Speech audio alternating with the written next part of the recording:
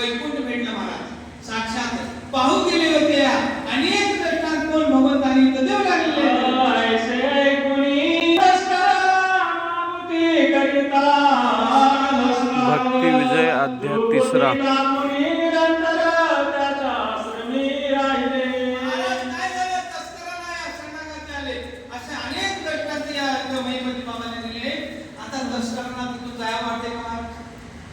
अरे सगळ्यात मोठं भाग्य ते देवाच्या देवात आले जे संताला प्राप्त झाले ते देवाच्या देवात घडले आता संताला सोडून जाईल का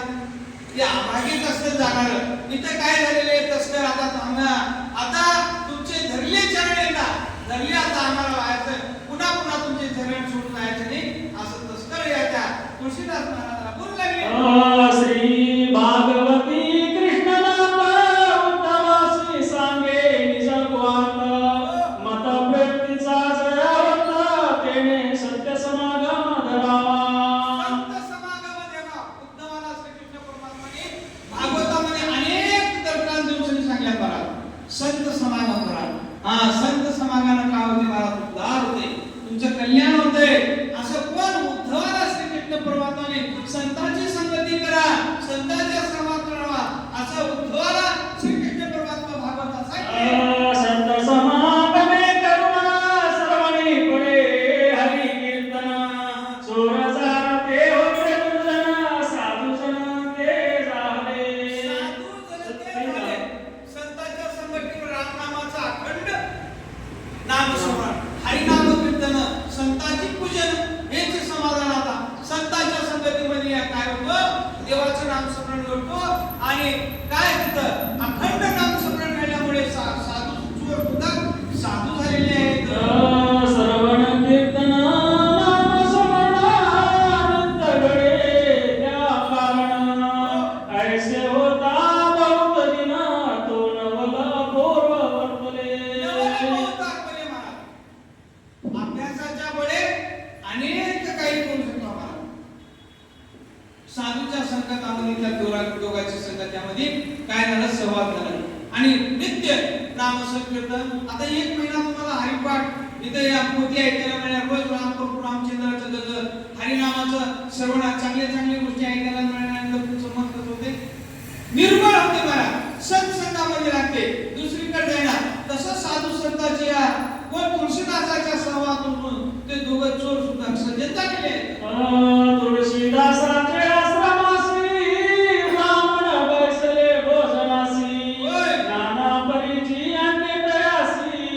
घटस्थ आयुक्त वाढली काय महाराज नित्य नियम होता तुळशीदास महाराज असं रोजची या ब्राह्मणाची पंक्ती रोज हजारो लोक होते तर असे एक दिवस काय झाला अनेक प्रकारचे आनंद तुळशीदासाच्या आश्रमामध्ये ब्राह्मणाला वाटू लागलेले आदि संकल्प घेता विप्रवलती ब्रह्मपर्ण तो दारापाशी एक ब्राह्मण काय बोलते ऐका महाराज आता पंक्तीला बसल्यानंतर महाराज उपजीवनात महाराज चांगले चांगले पकवान खात मिळाले एक ब्राह्मण काय बोलू लागलं आता ते ऐका महाराज